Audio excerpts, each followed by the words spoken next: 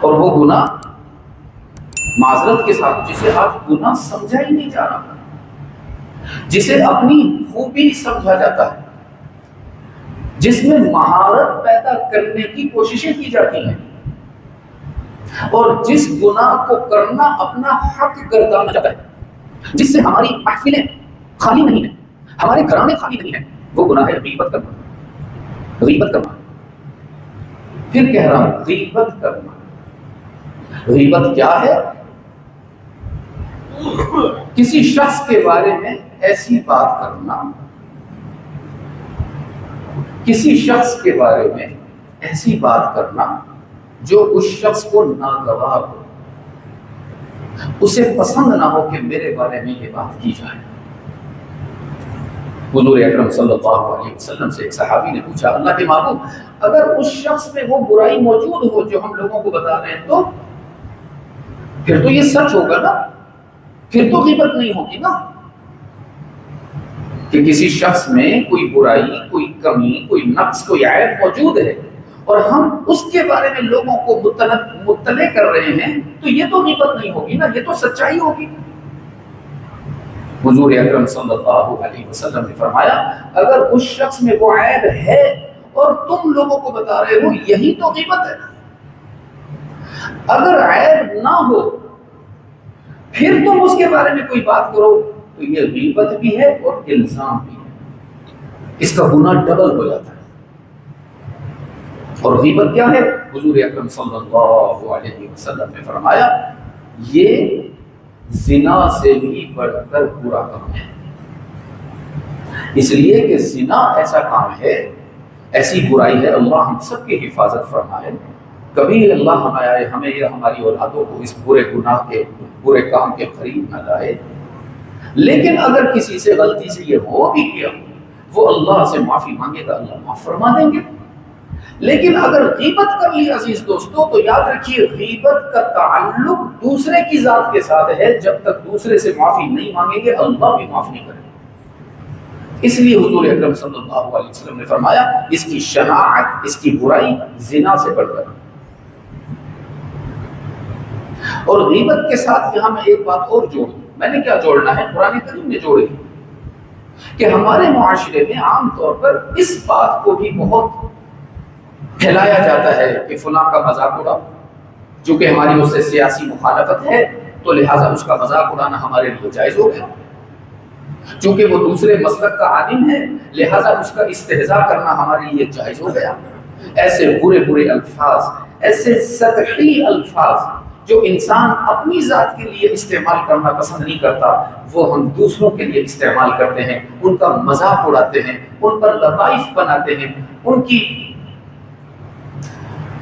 نقل اتارتے ہیں، چہرہ بگاڑ کر ان کے ناموں کے ساتھ برے برے القابات رکھتے ہیں اور اس کو مہارت سمجھتے ہیں۔ اور قرآن کریم میں خاص طور پر یہ ایک حکم ایسا ہے جہاں اللہ نے، باقی جتنے احکامات ہیں قرآن کریم میں اللہ نے مردوں کو ذکر کیا اور اس کے ضمن میں عورتوں کو بھی معمول کیا، لیکن یہ اللہ کا حکم ایک ایسا تھا جس میں اللہ نے مردوں کو الگ سے بتایا، عورتوں کو الگ سے بتایا۔ سورہ حجرات فرمایا یا ایھا الذین آمنوا، اہل ایمان کے لیے خاص طور پر یہ بات ہے کہ جب تمہیں اللہ سے محبت کا دعویٰ ہے، جب تم اللہ کی ذات و صفات پر یقین رکھتے ہو تو پھر تمہیں کیا کرنا چاہیے؟ یا ایھا الذین آمنوا لا يسخر قوم من قوم عسى ان يكونوا خيرا منهم،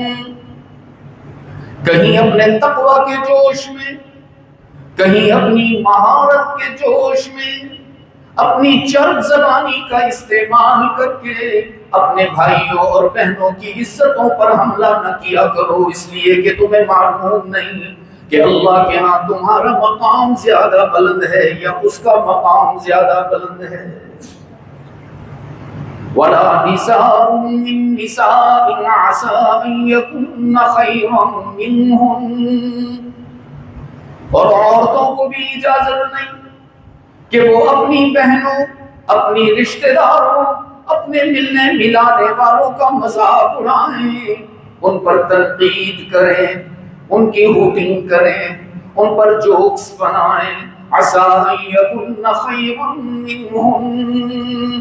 اس لیے کہ تمہیں معلوم نہیں تنقید کرنے والے کا مقام اللہ کے ہاں زیادہ ہے یا اس کا مقام جس کا مذاق اڑایا جا رہا ہے۔ لیکن آپ دیکھیے ہمارے معاشرے میں، جیسا کہ میں نے عرض کیا، کسی سے آپ کو سیاسی اختلاف ہو جائے، کسی سے آپ کی رائے مختلف ہو جائے، کسی کی شخصیت میں آپ کو کوئی اور کمی نظر آ جائے تو آپ اس پر تنقید کے دہانے کھول دیتے ہیں۔ آپ سے مراد میں بھی اس میں شامل ہوں، یہ ہمارا مزاج بن گیا۔ اور کتنا اللہ نے واضح طور پر ارشاد فرمایا ہے کہ تنقید کرنے والوں کو کیا جنت کی ٹکٹ مل چکی ہے؟ مذاق اڑانے والوں کی مغفرت کے فیصلے ہو چکے ہیں کیا؟ جو وہ دوسروں کا مذاق اڑا رہے ہیں، عسیٰ ان یکونوا خیرا منہم، جیسے کبھی آپ امیجن کریں، سوچیں تو صحیح نا کہ جن کو آج ہم دنیا میں برا کہتے ہیں، مذاق اڑاتے ہیں، ہوٹنگ کرتے ہیں، جوکس بناتے ہیں، شکلیں بدلتے ہیں، کارٹونز بناتے ہیں ان کی شکلوں پہ، قیامت کے دن وہ سب اللہ کے قرب میں ہوں گے اور ہم اس کے سامنے ہاتھ باندھ کے کھڑے ہو گئے، ہم سے غلطی ہو گئی، ہمیں معاف کرو۔ اور وہ اگر ہمیں معاف نہیں کریں گے تو کتنا مشکل مرحلہ ہے کہ ہماری نیکیاں لے کر اللہ ان کو دے دے گا، ان کے گناہ ہمارے ذمہ ڈال دے گا۔ پھر حق تعالی نے فرمایا وَلَا تَلْمِزُوا أَنفُسَكُمْ، دوسروں کو طعنہ مت دو، ان پر انگلی مت اٹھاؤ، اور اس کی تعبیر اللہ نے یہ کی ہے اپنے آپ کو طعنہ مت دو۔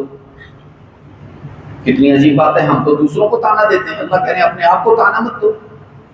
تو کہنے کا کیا مقصد ہے؟ اللہ یہ بتلانا چاہ رہے ہیں جب تم کسی کو طعنہ دیتے ہو تو تمہاری ذات بھی عیوب سے معمور ہے، پھر لوگ تم پر بھی انگلی اٹھائیں، جس کو کہا جاتا ہے نا کہ شیشے کے گھر میں بیٹھ کر دوسروں کو پتھر نہ مارا جائے۔ اسی طرح حضور اکرم صلی اللہ علیہ وسلم نے ایک مرتبہ ارشاد فرمایا اپنے والدین کو گالی مت دیا کرو، اپنے ماں باپ کو گالی مت دیا کرو۔ صحابہ نے عرض کیا اللہ کے محبوب کون بدبخت ہے جو اپنے والدین کو گالی دے؟ تو آپ صلی اللہ علیہ وسلم نے فرمایا جب تم کسی کے ماں باپ کو برا کہتے ہو، گالی دیتے ہو، حالانکہ وہ نیک لوگ ہوتے ہیں، وہ ویسے نہیں ہوتے جیسے تم ان کو گالی میں کہہ رہے ہوتے ہو، تو اللہ اس گالی کو پلٹا کر تمہارے ماں باپ کی طرف کر دیتے۔ وَلَا تَلْمِزُوا أَنفُسَكُمْ، اور اس کے بعد فرمایا وَلَا تَنَابَزُوا بِالْأَلْقَابِ، برے برے نام مت رکھا کرو ایک دوسرے کے۔ یہ بھی ہمارے معاشرے کے اندر عجیب روایت چل پڑی، ہم اتنے خوبصورت ناموں کے بجائے نک نیم رکھ لیتے ہیں، اور وہ نک نیم ایسا ہوتا ہے جس کا کوئی معنی نہیں ہوتا، جس کا کوئی مطلب نہیں ہوتا۔ حالانکہ والدین نے اتنا خوبصورت نام رکھا ہوتا ہے جس کا کوئی نہ کوئی معنی ہوتا ہے، کوئی نہ کوئی مطلب ہوتا ہے، کوئی نہ کوئی ترجمہ ہوتا ہے، اس کے بجائے اچھا نک نیم تو چلو پھر بھی محبت میں رکھا جاتا ہے، بعض مرتبہ کسی کی نفرت میں، اس کی کسی معذوری کو بنیاد بنا کر اس کا برا نام رکھ دیا جاتا ہے۔ لا تنابزوا بالالقاب، قرآن کریم کا واضح حکم ہے کسی کے برے برے نام مت رکھو۔ اگر کسی کا رنگ گندمی ہے تو اس کو کالا کالا کہنا شروع کر دیتے ہیں، وغیرہ وغیرہ۔ میں تو وہ نام بھی نہیں لینا چاہتا جو ہمارے معاشرے میں رائج ہیں، لیکن قرآن کریم کے صریح حکم کی خلاف ورزی، کسی کے نام بگاڑنا، کسی کے برے القابات رکھنا، کسی کی کمی کو سامنے رکھتے ہوئے اس کمی کو بنیاد بنا کر اس کے نام سے اس کو مشہور کر دینا، اللہ نے منع فرمایا۔ اور منع بھی کیسا فرمایا؟ بئس الاسم الفسوق بعد الایمان۔ حق تعالیٰ فرما رہے ہیں مسلمان کے لیے تو کسی کا نام بگاڑنا بہت ہی بڑا گناہ ہے۔ لیکن آپ بتائیے مجھے، اب یہ صرف میں نے آپ کے سامنے ابھی ایک آیت رکھی، اس میں اللہ نے ہمیں کتنی ساری معاشرت کی باتیں سکھا دی ہیں۔ اب آپ مجھے بتائیے 6666 آیتیں اگر ہم سمجھ لیں تو ہمارا معاشرہ مثالی معاشرہ بن سکتا ہے۔